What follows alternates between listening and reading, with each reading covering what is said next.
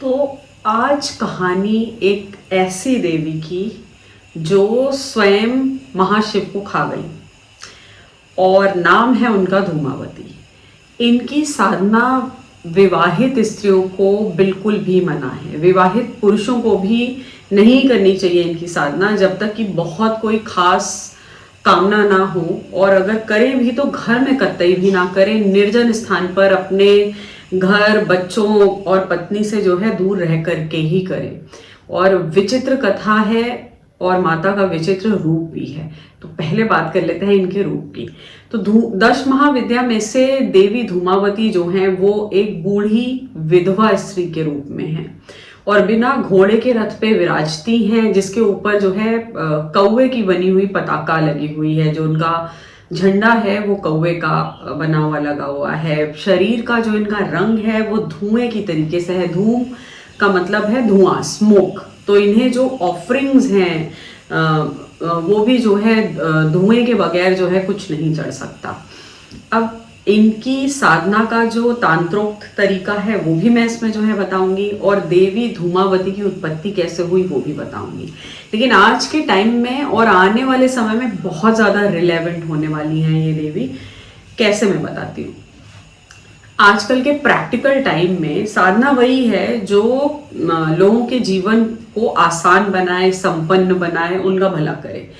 तंत्र का जो सबसे पहला मतलब है वो यही है। तो धूमावती देवी जो हैं वो सिंगल लेडी, क्योंकि विडो है वो, तो अगर आप डिवोर्स्ड हैं और आपको दोबारा शादी करने का कोई इरादा नहीं है, अगर आप मेल होते हुए भी ऐसे ही स्टेटस रखना चाहते हैं, आपका दोबारा किसी रिलेशनशिप में जाने का या शादी करने का, कमिट होने का कोई भी इरादा नहीं है, तो आप इनकी साधना करें। आपको बहुत पावर जो है देंगी और आपको फाइनेंशियल सक्सेस भी देंगी, क्योंकि अगर अकेले लाइफ गुजारनी है तो फाइनेंशियली साउंड होना बहुत ज़रूरी है। इनकी साधना का दूसरा फायदा ये है कि देवी का जो रूप दिख रहा है वो जो है बूढ़ा रूप है और देखने में बहुत दीनहीन है, लेकिन इन्हें हमेशा भूख लगी रहती है। शुद्धातुरा देवी हैं ये। तो जो भी जातक इनकी जो है साधना करता है उसको शारीरिक व्याधि नहीं व्यापती है। आज के टाइम में जितने भी लोग जिन्हें बहुत बड़ी बीमारियां हैं, जिनका अभी तक जो है बहुत अच्छा क्योर भी नहीं है, जिस तरीके से जो है कैंसर है या इस तरीके की जो जानलेवा बीमारियां हैं, उन व्याधियों को शांत करने वाली जो है देवी है, व्याधि नाशिनी देवी है। तो इनका सेकंड रिलेवेंट ये है कि अगर परिवार में इस तरीके की किसी को भी जो है व्याधि है तो भी आपको या उस इंसान को इनकी पूजा से बहुत फायदा होगा इस साधना का।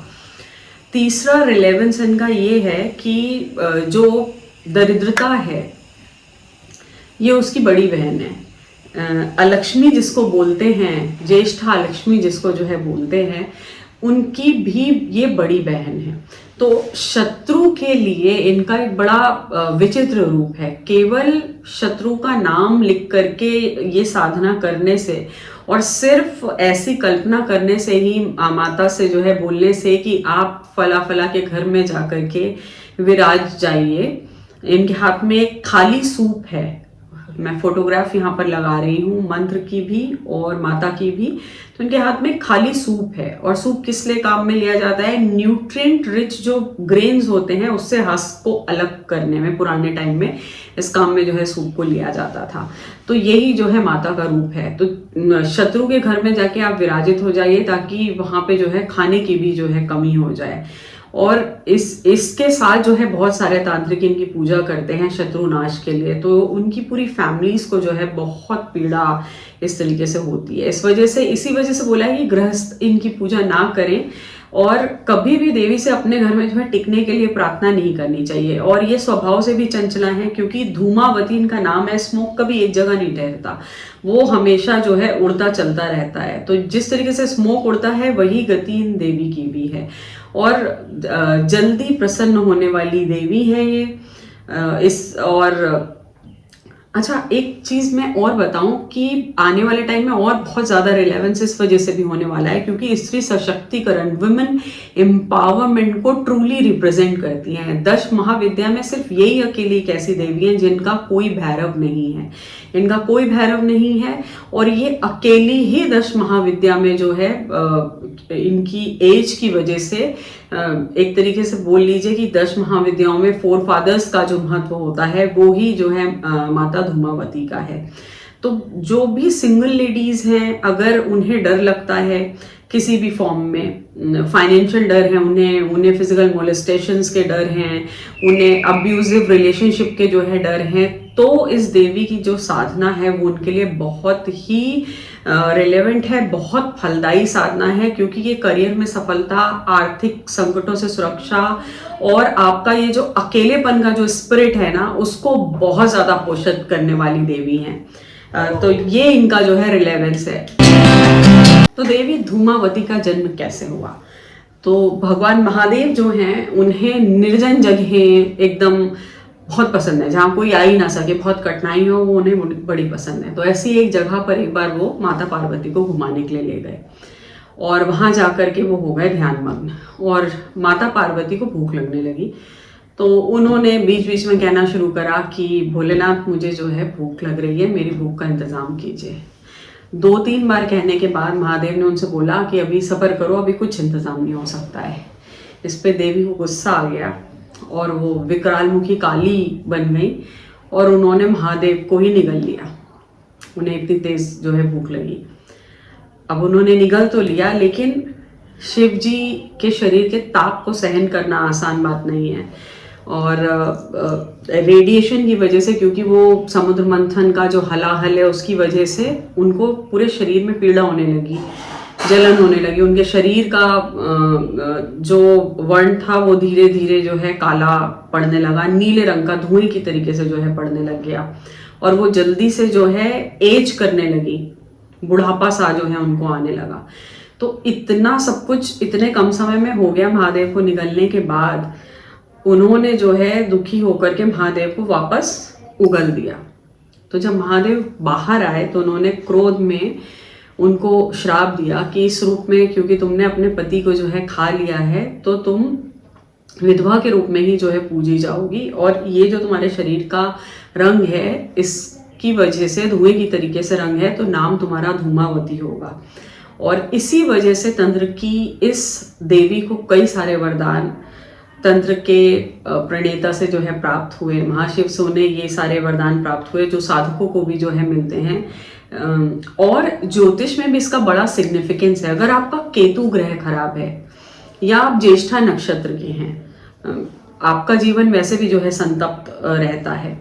और ये जो देवी हैं ये मोक्ष को बहुत जल्दी प्राप्त कराने वाली देवी हैं, सांसारिक बंधनों को हटाने वाली देवी हैं। केतु भी ऐसे ही ग्रह है, केतु मोक्ष का कारक ग्रह है। अकल्ट साइंसेस की तरफ आपका बहुत अच्छा झुकाव देता है अगर आपका केतु जो है मजबूत है। बहुत अच्छा इंट्यूटिव पावर होता है उन लोगों में जिनका केतु अच्छा है। लेकिन अगर केतु पीड़ित होता है तो जानवरों से बहुत ज़्यादा कष्ट मिलता है, स्पेशली डॉग से उनको जो है बहुत कष्ट मिलता है।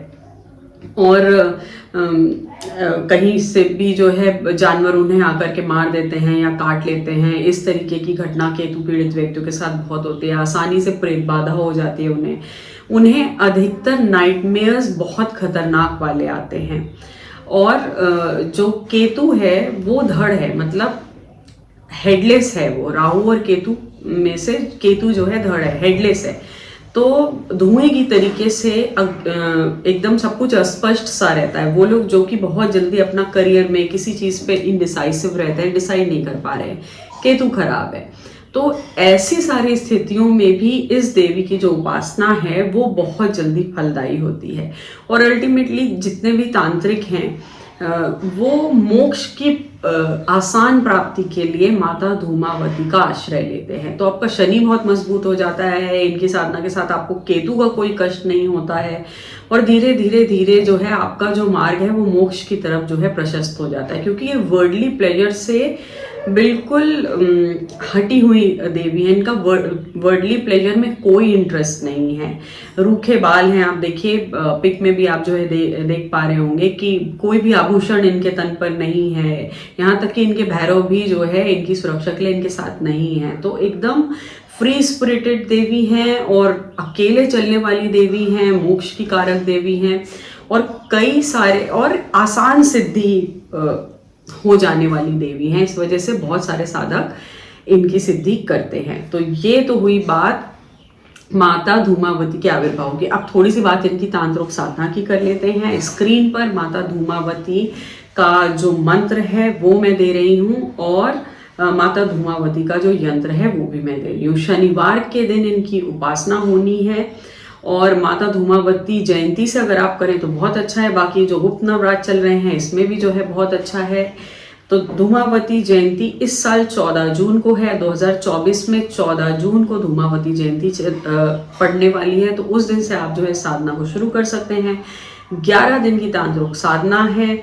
इसमें कलश पूजन नहीं होना है, केवल गणेश पूजन करके आपको संकल्प लेना है और यंत्र और माता को जो है स्थापित करना है।